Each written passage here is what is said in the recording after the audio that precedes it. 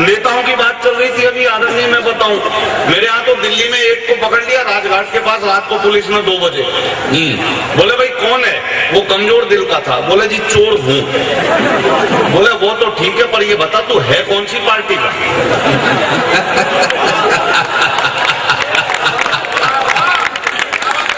सब तो पहुंचने ना बहुत सारी बातें। वो अन्ना प्रकरण बहुत चला। गांधी जी किसी जमाने में कह रहे थे कि रिश्वत लेना अन्याय है, रिश्वत लेना अन्याय है। अपन भारतीय आदमी अपनी तिगड़न लगा लेते। वो बोल रहे रिश्वत लेना अन्याय है, हमने समझ लिया कि रिश्वत लेना एक अन्याय है।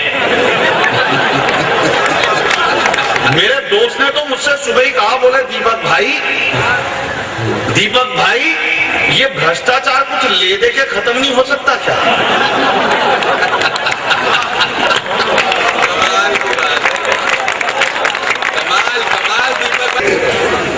यहाँ पे मातृशक्ति बैठी, बताया गया कवियों के लिए भोजन भी बटेगा।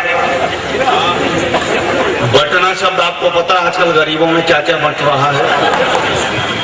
वो कई बार कवि सम्मेलन में खाना नहीं होता, लिफाफा लेके कवि चले जाते हैं। ऐसे कवि सम्मेलन से मैं बिना खाना खाए घर पहुंचा, भूख लग रही थी। जाके अपनी पत्नी से कहा, मैंने कहा भाग्यवान खाने में क्या बनाया है? बोली जो कहोगे बना दूंगी। मैंने कहा हरहर की पीली दाल चावल बना ले। बोली इससे तो गैस होती है। मैंने कहा फिर मटर पनीर आजी कल ही तो बनाए थे। मैंने कहा फिर ऐसा कर पराठे सेक ले। बोली रात में कौन खाता पराठे? मैंने कहा फिर क्या बनाएगी जो आपको? दीपक कमाल। तो कई बार ये मामले हो जाते हैं। ये सारे भुगत भोगी बैठे हुए हैं। देखो ये भुगत भोगी नहीं है साहब, ये शादीशुदा लोग हैं। बहुत बढ़िया। ये कुछ कह नहीं पा रहे, क्योंकि मैं बता दूं गुस्सा आना मर्द की निशानी है, लेकिन गुस्से को पी जाना शादीशुदा मर्द की निशानी है। अशोक सुंदरानी जी बहुत बढ़िया संचालन कर रहे हैं, बहुत हाजिर जवाब व्यक्ति हैं। एक दिन ईश्वर ने सोचा कि हाजिर जवाब व्यक्ति है, इनकी परीक्षा ली जाए। इनको ईश्वर ने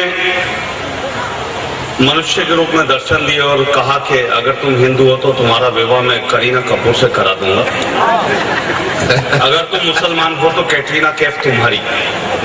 अगर तुम क्रिश्चियन हो तो जेनिलिया डिसूजा और तुम्हारा निकाह पक्का समझो। तुम्हारा नाम क्या है वत्स? तो हमारे अशोक भाई हाजिर जवाब मंच के तुरंत बोले जी मेरा नाम है पंडित अशोक सुंदरानी अहमद फिरोज बुखारी डिसूजा।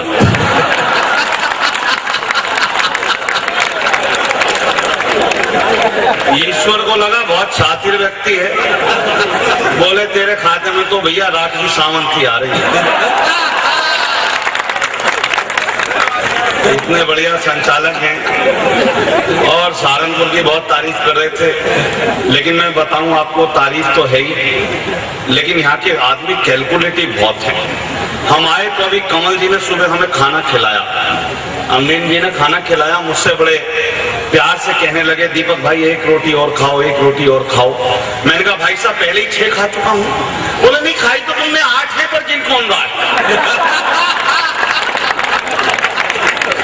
ये तमाम बड़े कवि जो आज यहाँ पर हैं, मैं इन सब में सबसे छोटी कलम हूँ। वो मुझे ध्यान आया एक सपने में, एक दिन वो रूस के पुतिन साहब, अमेरिका के ओबामा साहब और अपने वो साहब जिनका आदरणीय अशोक भाई वो जिक्र कर रहे थे, मैं नाम नहीं लेता, मैं इशारों में बात करता हूँ। तो अपने यहाँ के अमेरिका के ओबामा और वहाँ के पुतिन साहब रूस के पहुंच गए। जैसे ही पहुंचे ऊपर यमराज से पुतिन साहब ने पूछा, रूस के पुतिन साहब ने, बोले हमारे रूस में भ्रष्टाचार कब खत्म होगा यमराज जी? यमराज जी बोले 25 साल लगेंगे। पुतिन की आंखों में आंसू। यमराज ने पूछा क्यों? बोले मैं ये सोच के रो रहा हूँ कि अपने कार्यकाल में अपने देश से मैं भ्रष्टाचार समाप्त नहीं कर पाऊंगा। अब की ओबामा ने पूछा, बोले यमराज हमारे अमेरिका से कितने साल में भ्रष्टाचार खत्म हो जाएगा?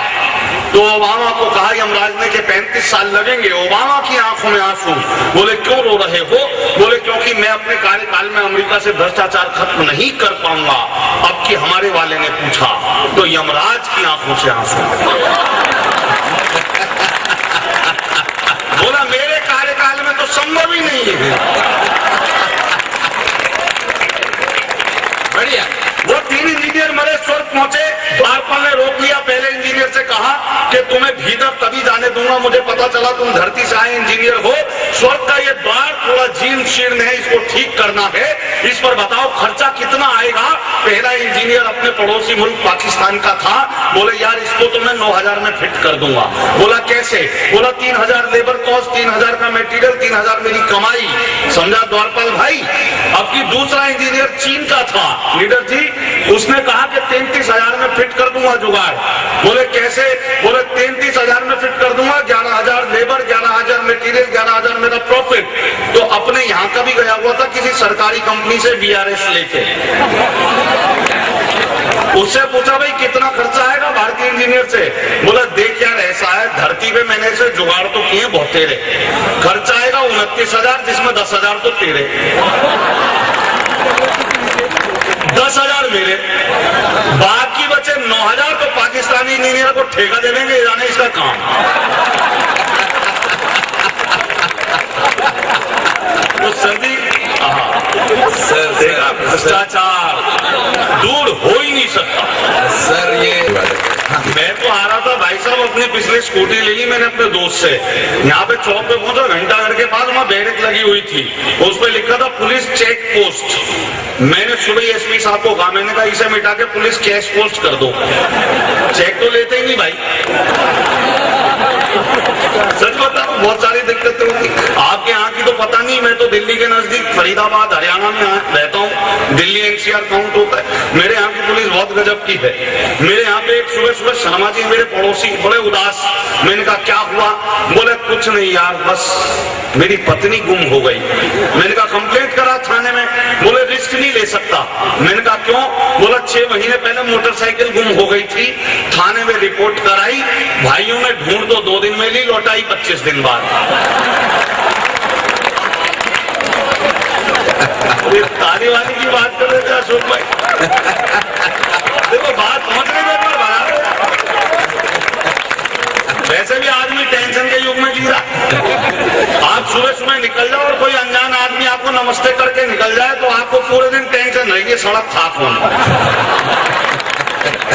पति पत्नी निकल जाए और कोई अनजान लड़की नमस्ते करके निकल जाए तो पति की जिंदगी भर की टेंशन, बोली वो थी कौन।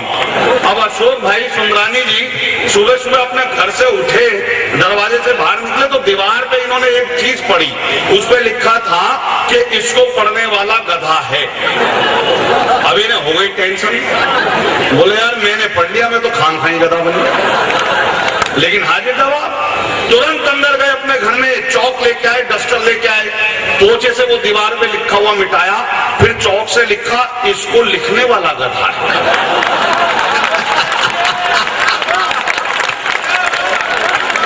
आदमी भैया टेंशन में। वो 3 भाई थे, सबसे छोटा भाई जो था वो बड़ा पूजा पाठ किया करता था। कविता वायता नहीं है, कविता गायक बना रहा हूं। बढ़िया। वो 3 भाई थे, 3 भाई थे, मैं सही बता रहा हूँ। यहाँ के लोग बहुत साथी हैं भैया। अभी बुजुर्ग वाले मिले, मैंने कहा बाबा आज ऐसी कविता सुनाऊंगा आप जवान हो जाओगे। उन्होंने हाथ ही जोड़ लिए, बोले भैया मुझे ना होना जवान ववान, मेरी तो बुढ़ापा पेंशन ही बंद हो लेगी।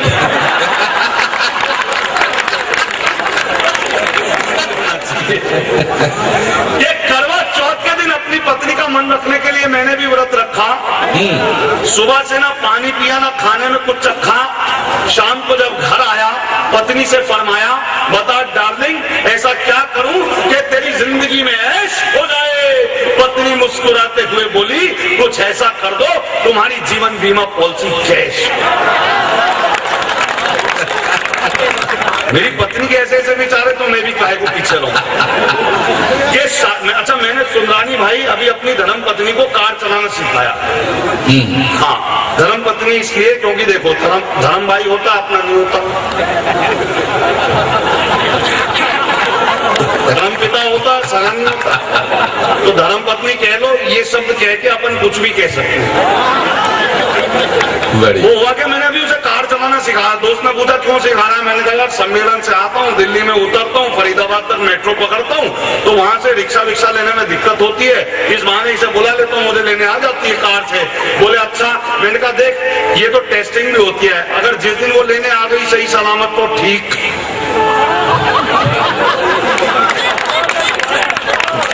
यही मानसिकता में टेस्ट करना चाह रहा हूं। अगर वो नहीं आई तो भी ठीक, लेकिन उस स्थिति में नहीं जिस स्थिति में आप समझ रहे हो, तो कम से कम मुझे ये तो पता चल जाएगा अभी ड्राइविंग परफेक्ट नहीं हुई इसकी, कि मैं कवि सम्मेलन में जाने को हो रहा। देखो ढंग की कविता सुना दूंगा, पहले सुन लो मजमा जमाने दो। हाँ कि मैं कवि सम्मेलन में जाने को हो रहा था तैयार, मेरी पत्नी को जाना था बाजार, शब्दों से खेलता हूं मजे लेना, कि मैं कवि सम्मेलन में जाने को हो रहा था तैयार, मेरी पत्नी को जाना था बाजार, तुम्हारे हाथ में है ये कहीं जानी नहीं चाहिए।